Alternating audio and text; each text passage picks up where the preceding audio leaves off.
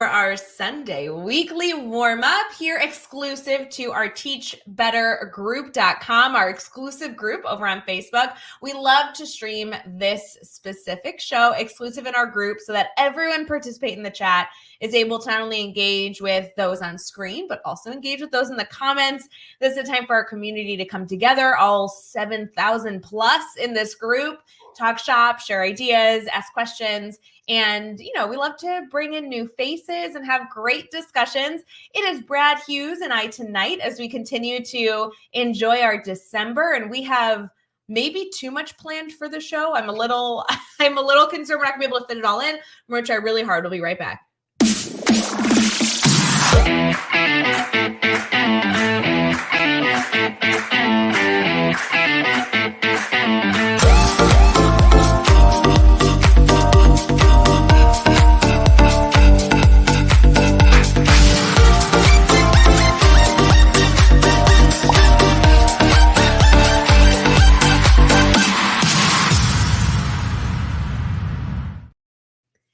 Hey everyone, good evening. Happy Sunday. Brad Hughes in the house. Brad, how are you? Good evening, Ray. Good evening, Teach Better family. I'm doing really well. Always look forward to reconnecting with you, Ray, here at the Sunday Weekly Warm-Up.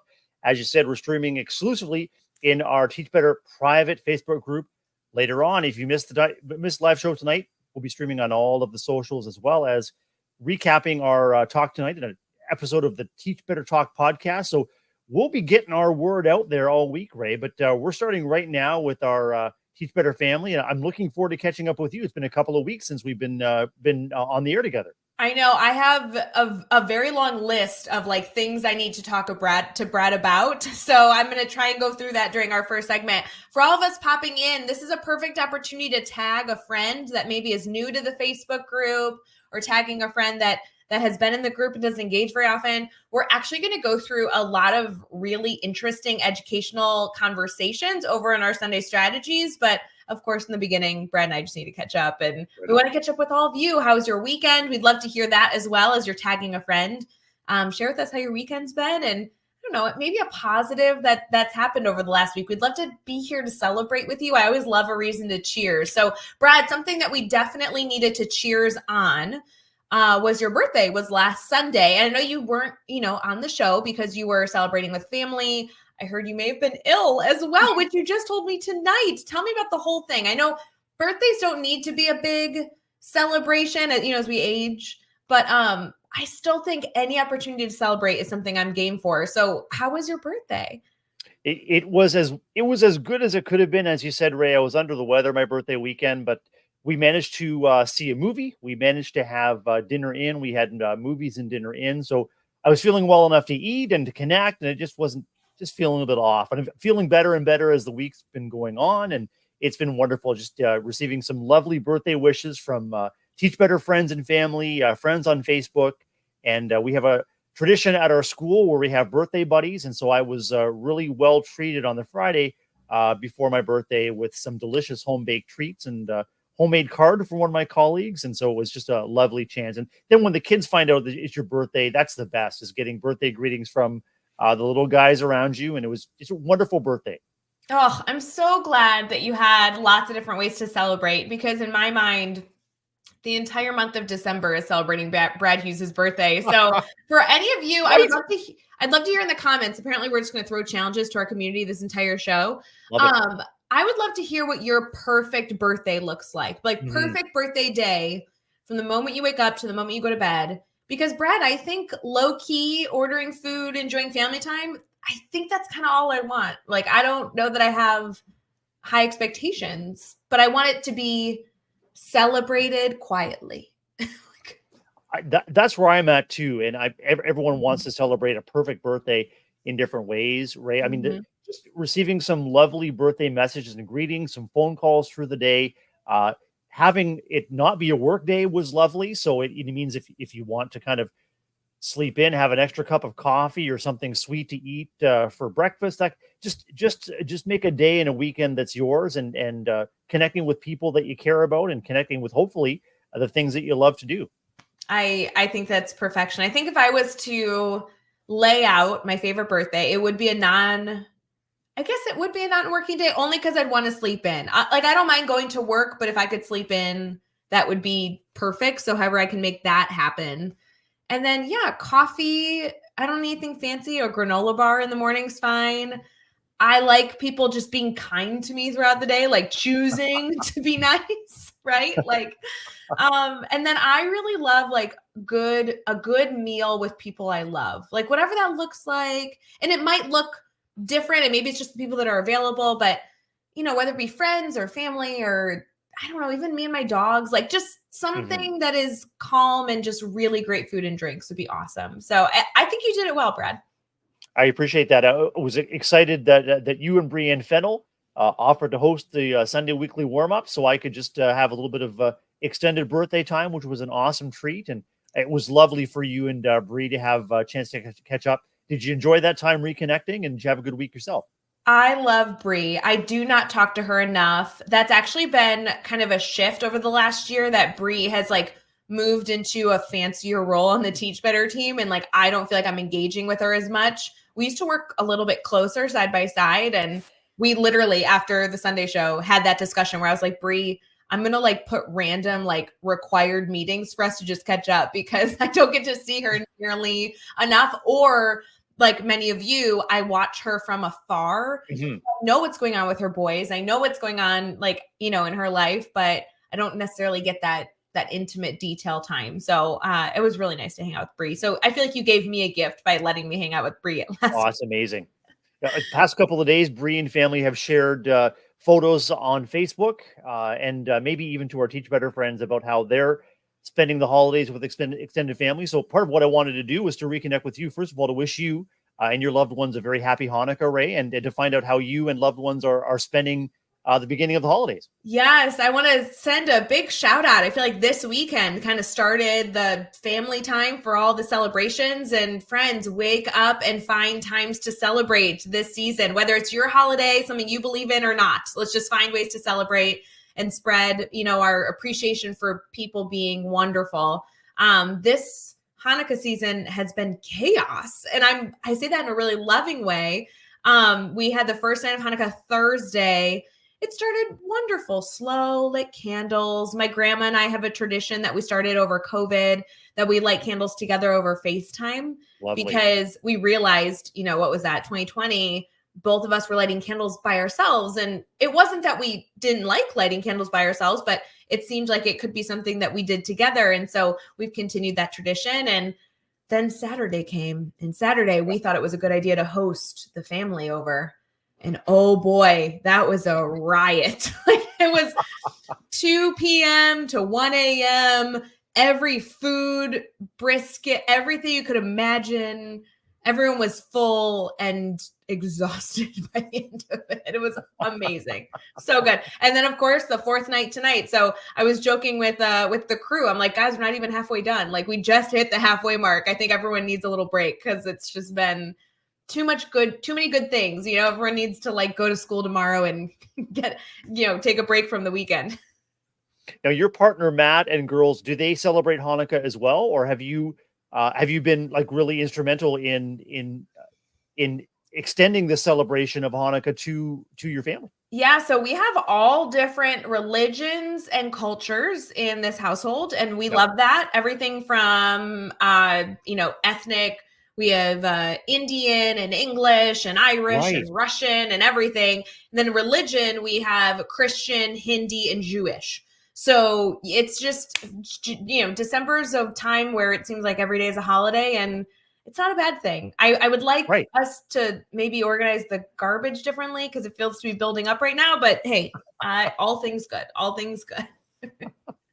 That's wonderful. What's on tap for you as you? I mean, we're here to help educators in our Teach Better family shift from the weekend to the work week. And what kind of things are you looking forward to this week, as you, whether personally or professionally, as you make that shift yourself? Yeah, friends, for me, I need two things. One is I need my routine back. This has been 3-4-ish days of non-routine. And, I'm sorry, Brad, it's been more than that, because I was traveling for work. I was working at the school district Wednesday. So this has been, it feels like Wednesday through Sunday with no routine. so that might be dramatic, but for those of you who love routine, you will understand why it feels a little aggressive. So I'm ready for an alarm clock tomorrow. I'm ready for scheduled things I need to be a part of. I'm ready for kind of like an assigned outfit attire that I need to wear. And that's kind of a big part of me getting settled. And the other thing, Brad, kind of weird, I might be exploring a new tattoo this week. And I was going to ask you, are you a person who in any way would ever consider a tattoo?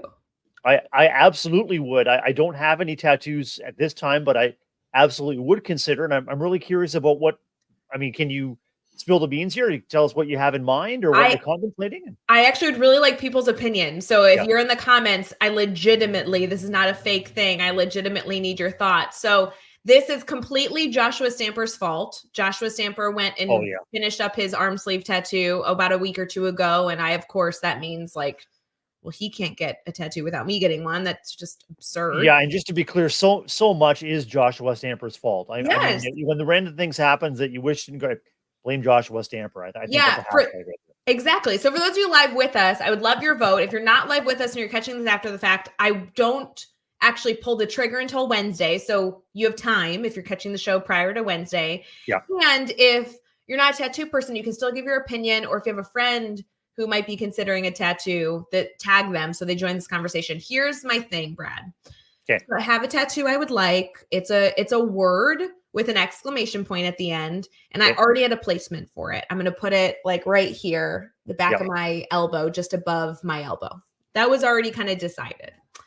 But then I was really considering, this is the part that I need opinions on, getting it to be a Teach Better Green tattoo.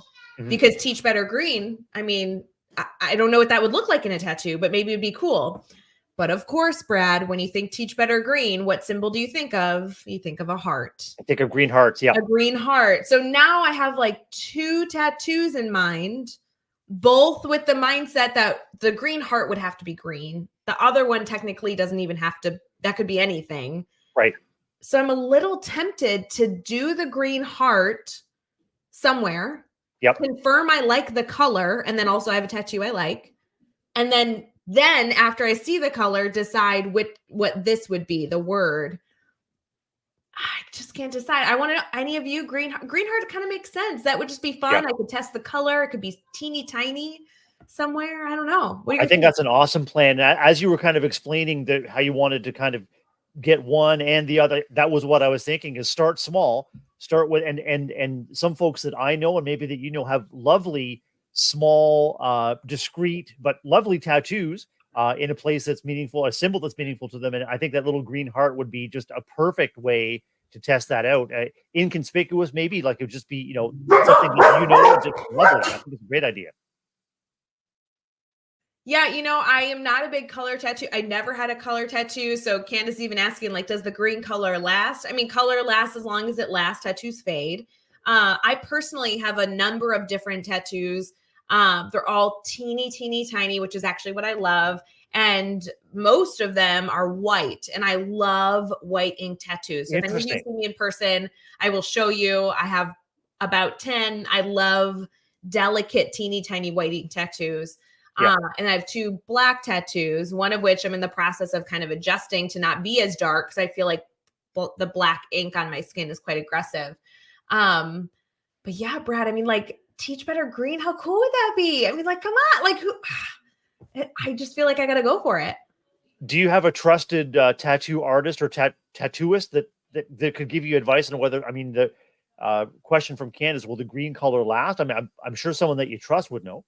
Yeah, it will last. It will fade over time like any tattoo does. And yeah, I think my plan right now, I'll read your comments more even as you continue, because we're obviously, Brad and I are going to transition to a few different conversations tonight. But yeah, I think a green heart somewhere, somebody pick somewhere that I should do that. And then the word I'm going to get if I like how the green turns out. Otherwise, I'll do the word in black and white, something that I know I already like.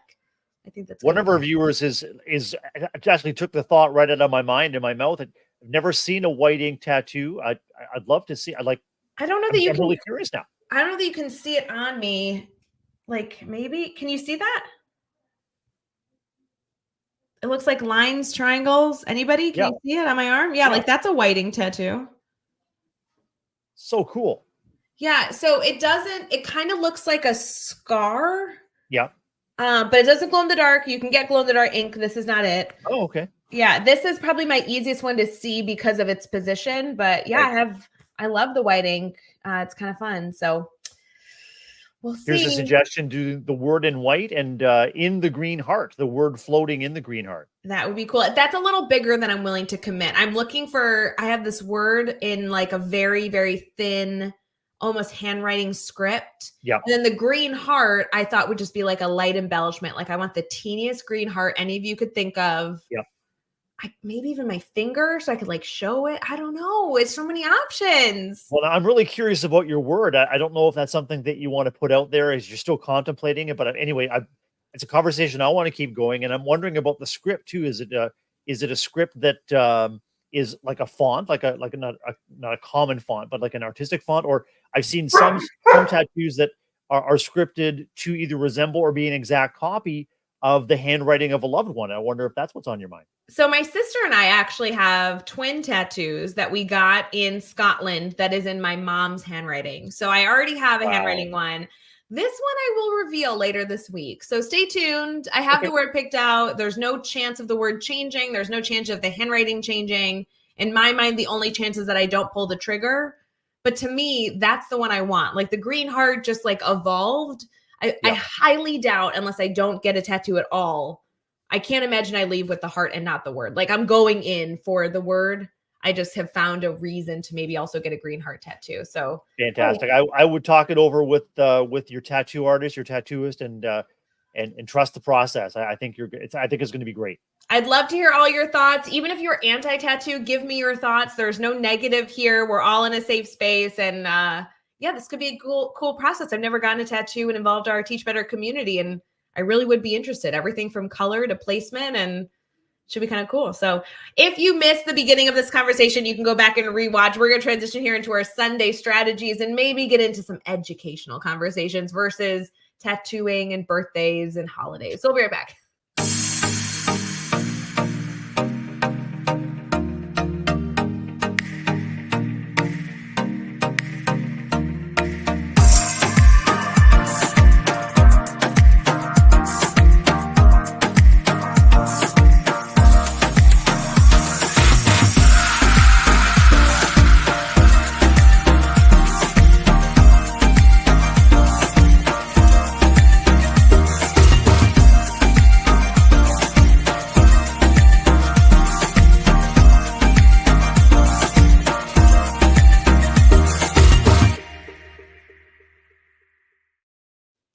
Hey everyone, welcome back to our Sunday weekly warm up. We are in our Sunday strategy section, which is where we like to incorporate Teach Better questions, topics, anything from our community. Obviously, we love to take questions live, so feel free to put those in the chat. But we also, because we didn't have a guest this week, I looked through all the different listener questions that we have, and we have a huge bank of listener questions. Brad, here's what I did because I want to get a little creative. Okay. One, I went through all the listener questions and pulled a few questions I really liked. Then I copied and pasted them into ChatGPT, and I asked for ChatGPT to add a little bit more flair and personality to the questions. Oh, wow. So I thought I could pose them to you and have you share your thoughts. And then, of course, if anyone in the comments is hearing us share and either wants to ask a follow-up question or add their own thoughts, that's what this show is all about. So are you up for the fun? Up for the fun, absolutely. I love it. Okay, this one, they're all kind of tricky, but they're like fun. Like we'll keep these very lighthearted. The first one is, picture your teaching style as a musical genre. What would you describe it as, and how does it resonate with your diverse student needs? I would describe my teaching style and leadership style as musical comedy. I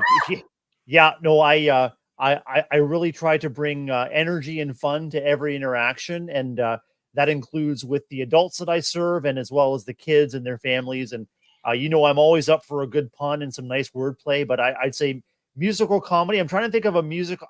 I'm thinking like The Muppet Show. So The Muppet Show, you've got lots of different characters. You've got, spin-offs or takes on popular culture. The Muppets put their own spin on it, but I think I describe my leadership and teaching style, even when I was teaching, Ray, as musical comedy. You want to make sure that you're bringing in a wonderful and welcoming audience to your studio space, and you're leaving them feeling that, oh boy, I can't wait for the next episode. Literally the best answer of all time, Brad Hughes. Like already kicking it out of the park, and we're already one question in. I love that description. How would you describe your teaching style and your leadership style? So I was struggling. I even had time to prepare because I looked at these questions beforehand, but I was really struggling. I wanted to describe my teaching styles not in a genre, but more as like T Swift, like Taylor Swift style. We can go deep. We could go rock and roll. We can go empowerment. Like we could go like lighthearted folk. I kind of loved the variety Taylor Swift has put out. You know, the Eras Tour is so popular. It's all about friendship and spreading love. I was like, can my genre just be Taylor Swift? I think it can. And I think that as I just speaking of reflecting about you personally and professionally, you add value in every interaction. And that's what I think Taylor Swift is all about, you know, recognized as Time's Person of the Year. Not just for, you know, who she is and what she does, but the way she leaves communities better when she visits, whether it's for with monetary donations or practical work. And that's what you do too. I mean, you leave every interaction a little bit better and just a little bit more understood. And as well, you're always seeking to better understand. So you're not just adding value. You're also someone who's tremendously empathetic in every interaction too. So yeah, I support you proceeding as Taylor would do. You're far too nice to me, Brad. What about this next one? If a classroom or school were a superhero team, what would be its unique superpower? I think one of the superpowers would be the power of connection, the power to connect with, to inspire, to uplift. And when I think about superheroes, they have their own characteristic powers, their thing or things that makes them unique and makes the world better. But as educators, I think what one of our superpowers is bringing those gifts and talents and special powers in the kids around us and in our colleagues too. So as a school leader, what I try to prioritize is allowing others' gifts and others' strengths and superpowers to come to the fore, either in natural ways or, you know, with a friendly tap on the shoulder and that encouragement. Same with our kids. I mean, there are so many hidden talents within our kids. And if we create the kind of spaces where kids feel that they can be confident, they can be supported, they can be loved, just be themselves, right? Then that's our superpower, I think, as educators, is to develop other superheroes and allow them to show their super talent. I love this. See how these phrasing of the questions get so kind of funky and fun?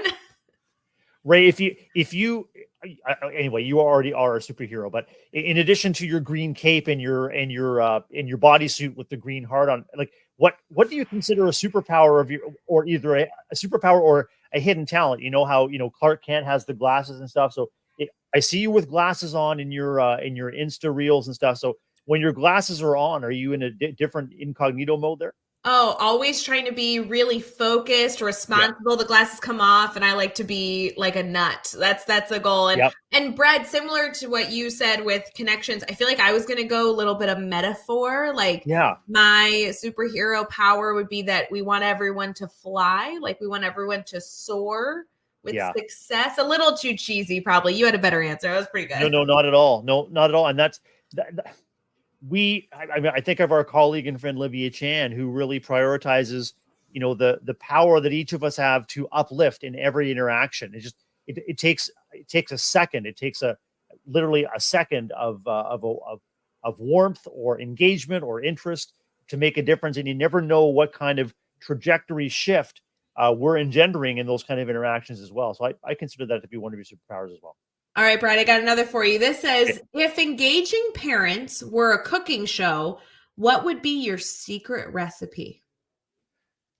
Chocolate chip cookies. Chocolate chip cookies. And what I would do is, in terms of engaging, like everyone's got a favorite cookie recipe. So in terms of engaging parents, I would invite parents and caregivers to share their favorite recipes for cookies and maybe even to bake them, to bring them in, do kind of a cookie swap. But that's part of the, I guess, the art and science of connecting with parents and caregivers, is recognizing their traditions, their unique perspectives, you know, the lives they lead, and the walk, the journeys they've been on, and honoring what they can bring to our school communities. Well, Brad, they do say that if you're trying to sell your house, or like if you're on a first date, or if you have a new friend coming over, you should bake cookies, and then that makes them feel warm and welcome, and that they already like a familiarity piece, right? Every holiday, my mom bakes cookies and shares them with the family. There are some favorites that I've enjoyed since I was since I was young as I can remember. And our recipe box in my mom's kitchen is really coveted too. There are some special recipes that she inherited from neighbors that she would prepare, especially cookie recipes. I think I can think of. There's one little card in my mom's box called Carol's Special or Carol's Secret chocolate chip cookies, which are our favorites, and they were handed down from a neighbor. I'm sure that you can think of recipes like that in your recipe box too.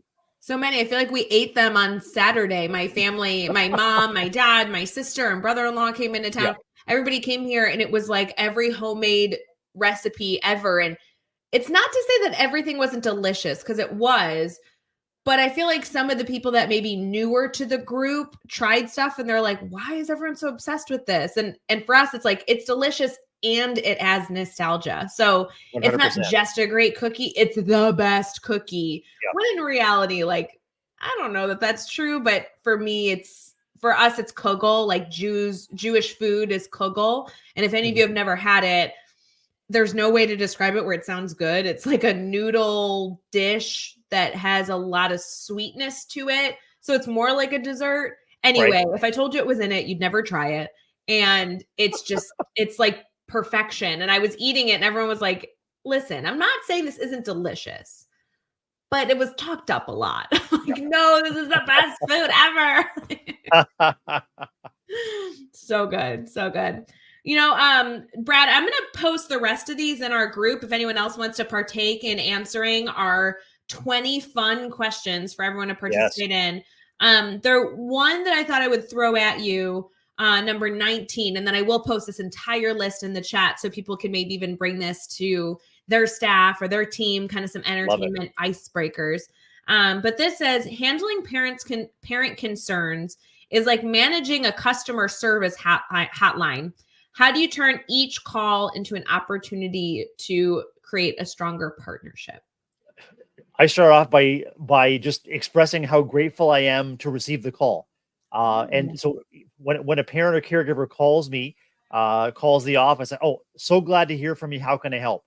And then you position yourself as someone who seeks to understand, to better understand and to better serve. And I can't tell you how many parent and caregiver calls I've been able to successfully navigate simply by positioning myself as someone who's eager to understand before I seek to be understood. It really, and that's all part of customer service. I mean, our clients and our students and families and caregivers, they are our customers, and we want to make sure that they leave either feeling satisfied or know that even if there is a misunderstanding, or even if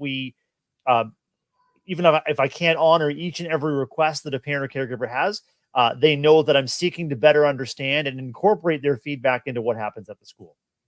Such good discussion here. I encourage everybody to consider maybe one or two of these questions this week, bringing that into your classroom, bringing it into a team meeting. Plenty of opportunities here. I just posted all 1 through 20 of these creative questions in the chat. Right, this would be a great resource to not only share with friends and family, but also with administrative leaders, and continue to just spread support for everybody continuously being a learner. We'll be right back with our Sunday Spark. Awesome.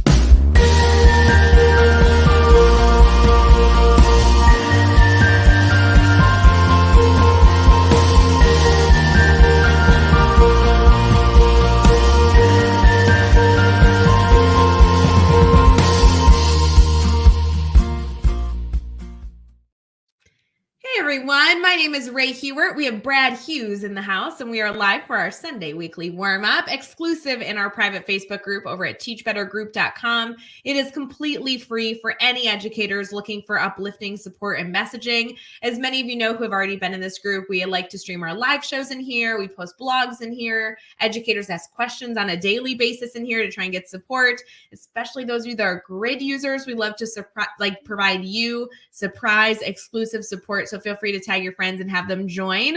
This is our Sunday Spark category, which is a really, really short way to wrap up our show to give you some positive and some fun holidays. Brad, what do you got for us today?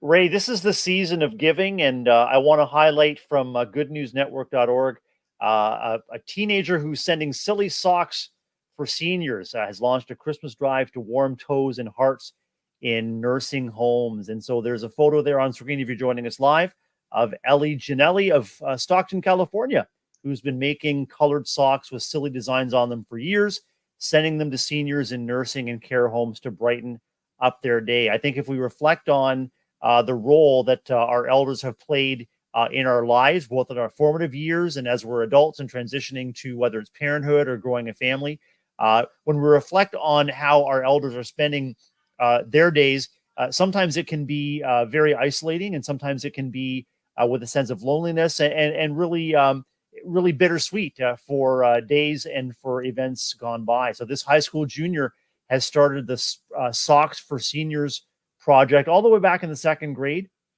And she has spruced up 92 care homes in 48 states, all the way from California, and making a few pen pals along the way. So in addition to presenting seniors with colorful and fun socks, she's able to engender some communication, and that spark of communication between generations is what this Sunday Spark's all about, Ray, too.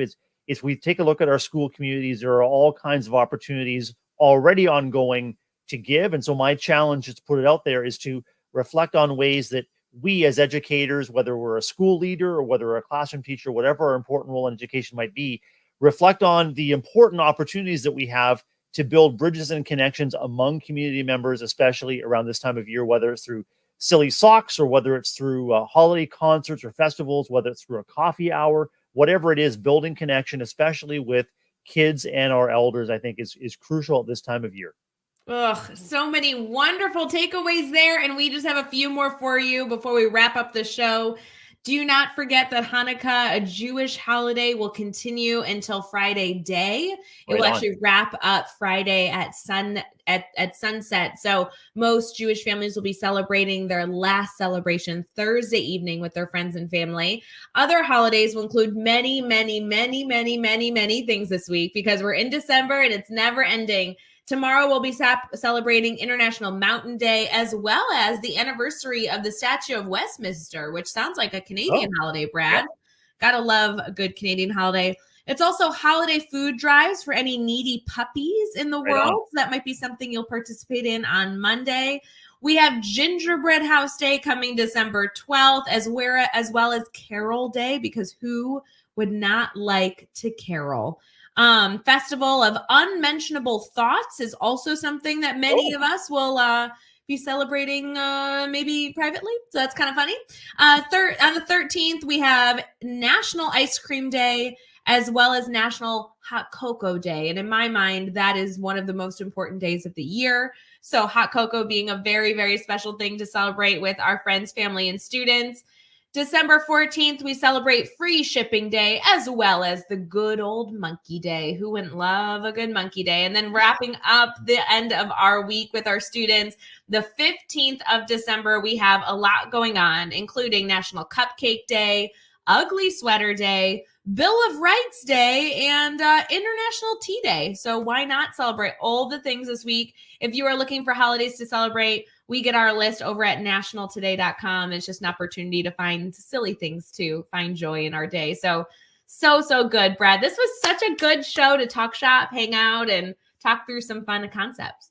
Just loved it. I loved the listener questions. I loved how you reframed them through ChatGPT, and that was it was a great tactical move, a great entertainment move as well. Really engaging and great to catch up with you, and great to catch up with our Teach Better family as we necessarily shift attention to the holidays and to ending our winter term really strong as well. We want to continue to reach out and to be here with and for you as Teach Better members. We're just really grateful that you joined us tonight, or maybe you're joining us later on. Friends, we are excited to continue to celebrate with you throughout the month of December, not only with our Today show, the Teach Better Today morning show. Our Sunday weekly warm-up will actually wrap up in this show. We don't actually have a show next week, and we will not have a show during the Christmas and New Year's break. We'll be back in January with all of you, which is so bittersweet, Brad. I mean, I'm glad we ended with a great show, but I'm kind of sad that this is it for the 2023 year. I just want to share that I'm so appreciative for everyone in our network and so appreciative, Brad, for you. You are literally one of my favorite people on the planet. I cannot say enough good things about you. So I'm so happy that we've been here and we get to continue next year together. And for those of you who are looking for new ways to connect with the Teach Better team, remember you can always get all the details over at teachbetter.com or just message Brad and I, and we'll get you connected to something fun that you're looking for. 100%. Something for everyone. And Ray, the importance of Teach Better and the Sunday weekly warm-up for me, it just can't be overstated. Wishing you and family a joyous Hanukkah and a beautiful holiday season ahead to everyone. And you never know what Teach Better fun might be popping up between now and when we reconnect in the new year for Sunday weekly warm-up, Ray. So fun for everyone. Happy holidays, Merry Christmas, Happy Kwanzaa, Happy Hanukkah, Happy birthday, Happy anniversary, Happy Friendship Day, all the things. We'll see you very, very soon. Do not be a stranger. We are here to support you. Have an amazing 2023, friends. We will see you in 2024. Woo!